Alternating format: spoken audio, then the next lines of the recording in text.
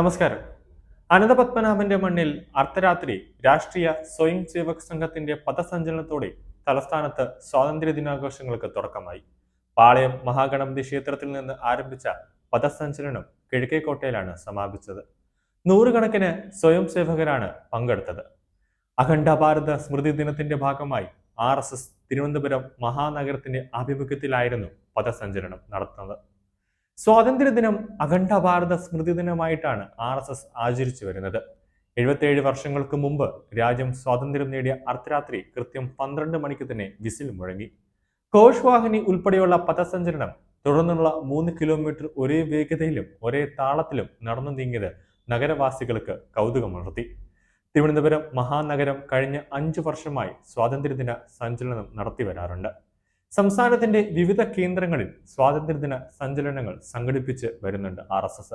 ഇത്തവണ തിരുവനന്തപുരത്തിന് പുറമെ ആറ്റിങ്ങലിലും എറണാകുളത്തും അർദ്ധരാത്രി സഞ്ചലനം നടത്തുന്നുണ്ട്.